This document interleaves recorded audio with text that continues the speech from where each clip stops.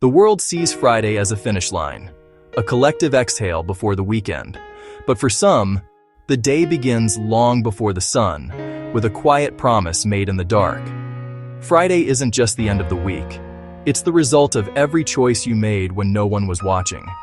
It's the echo of Monday's alarm, the grit from Tuesday's setback, the focus that cut through Wednesday's noise, and the final draining push on Thursday afternoon. It's the sum of 1,000 small battles fought and won in the silent theater of your own mind. Some people see Friday as an escape, a frantic dash away from the person they have to be for 5 days. They see it as a reward for surviving. Others see it as proof. Not a reward, but a reckoning. A validation. It's the physical evidence of promises kept to the only person who truly matters in the end. Yourself. It's the quiet satisfaction of knowing you didn't just survive the week, you commanded it. You didn't just show up. You were present, you were intentional, you were relentless. Proof that they showed up when it was easier to sleep in. Proof that they didn't quit when their body screamed and their mind bargained for a day off. Proof that discipline isn't a punishment, but the architecture of freedom. It's the structure that allows you to build a life, not just endure one. Every early morning, every difficult conversation, every rep pushed past the point of comfort. It all gets logged, not in a spreadsheet, but in your character.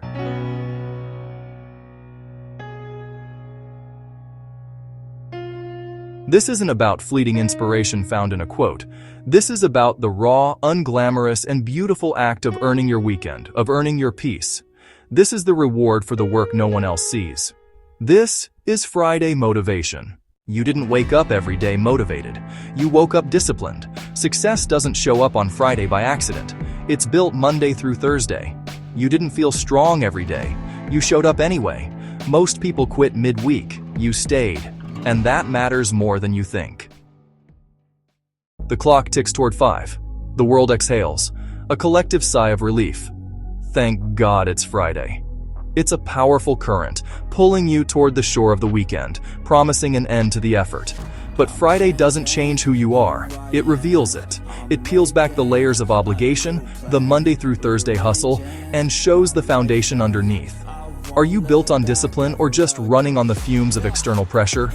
The end of the week isn't an off switch. It's a mirror. And what you see in that reflection is the unvarnished truth of your commitment. Look around. You'll see two kinds of rest taking shape. Some people relax because they earned it. Their peace is a fortress, built brick by brick with every completed task, every promise kept to themselves. It's an active, intentional recovery, a strategic recharge. Others escape because they avoided the work. Theirs is a frantic search for distraction, a flight from the quiet whisper that says, "You could have done more." It's not rest, it's a hiding place. One is the satisfying cool down after a race well run. The other is quitting halfway up the hill because it got hard. So, in the quiet moment before you clock out, before you trade the keyboard for the remote, ask yourself honestly, did I build this rest or run into it? Is this weekend a reward I've constructed with my own hands? Or is it just a shelter from the storm of my own unfulfilled potential? Be brutally honest. No one else is listening. Did you give the week your all, or just enough to get by? The answer doesn't need to be shouted. It's a quiet knowing, a feeling deep in your gut. It's the difference between the deep, restorative sleep of the fulfilled and the restless tossing of the avoidant. Everyone works when they have to, when the boss is watching, when the deadline is screaming. But the real test comes when the pressure is off. The work you do on Friday, when you could stop, that's where the separation happens. It's in that final focused hour, that last set in an empty gym, that extra chapter you read when your eyes are heavy. This is the territory of champions, the proving ground of the truly dedicated. It's not about burnout, it's about burn-in, burning that discipline into your very soul, so it becomes your default setting, not a switch you have to force on. This is where you close the gap between who you are and who you want to be. Not with a single heroic leap, but with the quiet consistency of one more rep, one more email, one more page. You're not just finishing the week, you're sharpening the axe for the one to come. You're sending a message to yourself that your goals don't take weekends off. This final push isn't a punishment, it's a privilege. It's the interest you pay on your future success, compounding with every moment of extra effort. Feel that.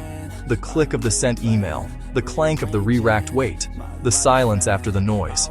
This is the quiet victory. The deep, unshakable confidence that comes from knowing you left it all on the field. Now, the rest is different.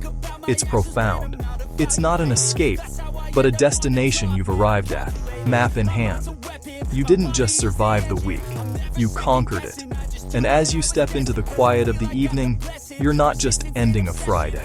You're beginning the next chapter, stronger than you were before. Friday is not permission to disappear.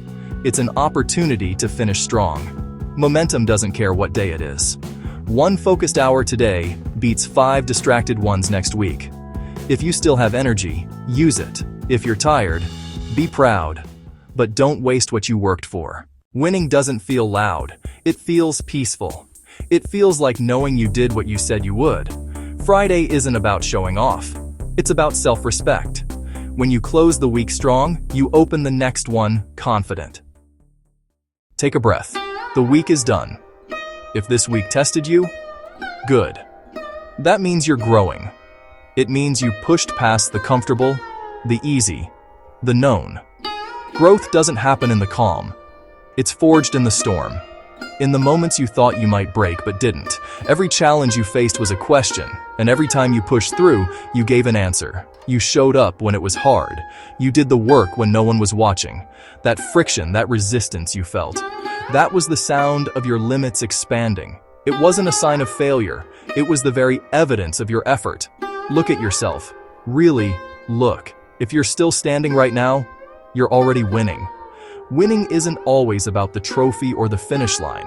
Sometimes winning is simply enduring. It's getting knocked down on Tuesday and being back on your feet by Wednesday morning. It's the quiet victory of choosing discipline over distraction, of honoring the promises you made to yourself. This victory isn't loud. It doesn't ask for applause. It's a deep, internal knowing that you weathered the pressure, that you held the line. That's a win that no one can ever take away from you. It's the foundation you build the rest of your life on. So now, give yourself permission.